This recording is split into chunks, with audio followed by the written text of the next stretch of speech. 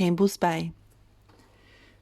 Located at the southern end of the south head of Kakanui Township, the car park overlooks the sweeping bay. Here we are looking south towards All-Day Bay in the distance.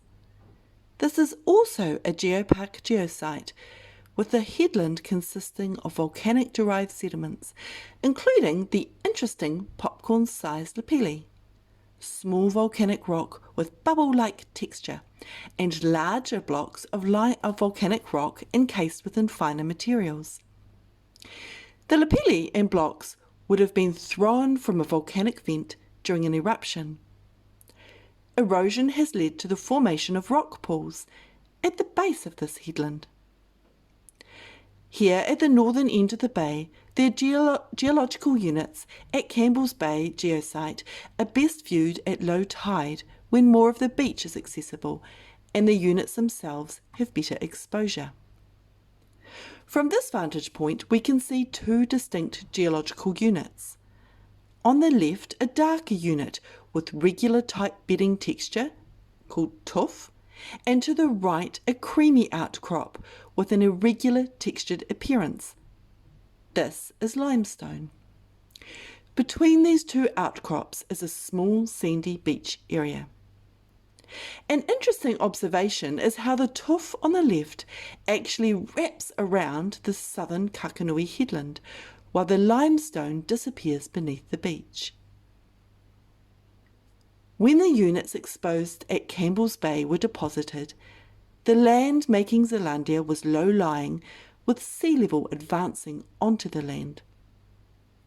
From around 38 million years to 32 million years ago, the area along the coast had episodes of volcanic activity interspersed with long periods of inactivity. It is during these quieter times that limestone, made of the remains of dead sea life, accumulated on the sea floor.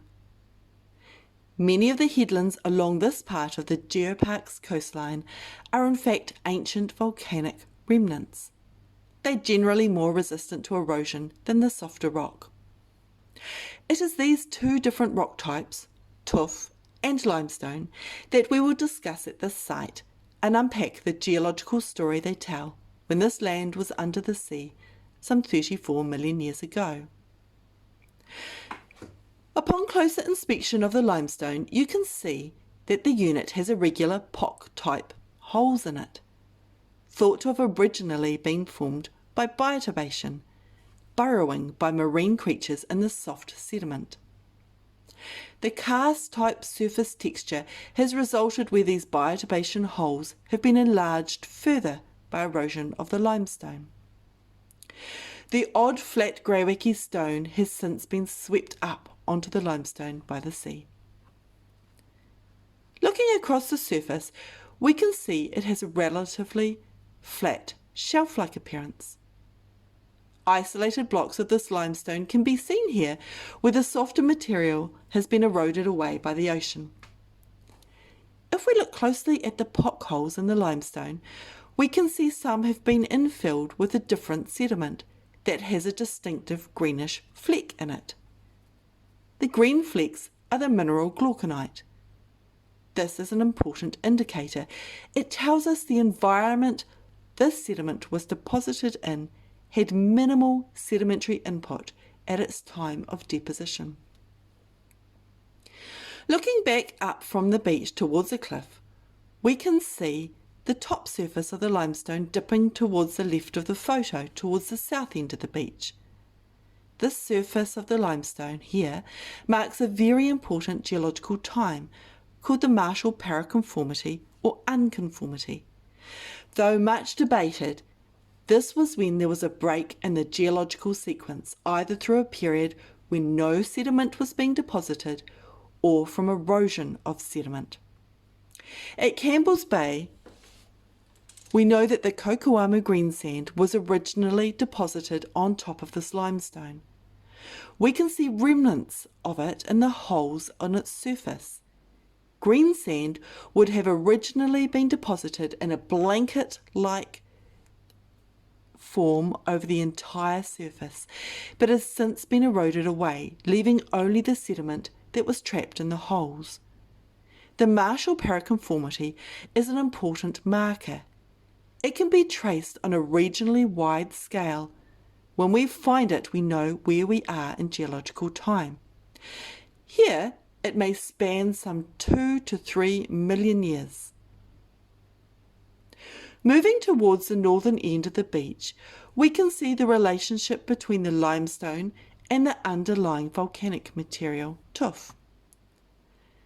Some 34 million years ago, volcanoes on either side of the present-day Kakanui River violently erupted in a shallow marine environment.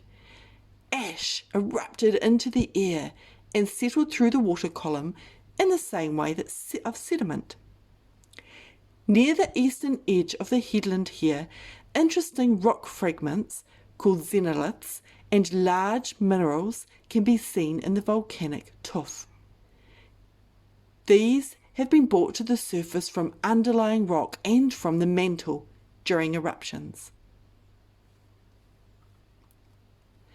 The main limestone outcrop here is called the Otatara limestone or Oamaru stone. The Victorian precinct in Oamaru showcases its historical use as a building material.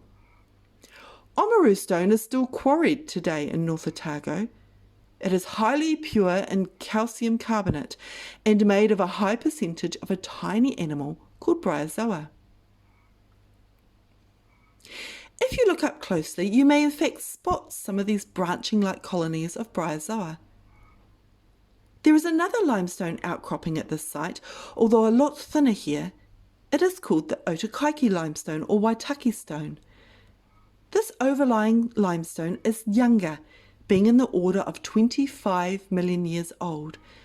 It thickens towards the east.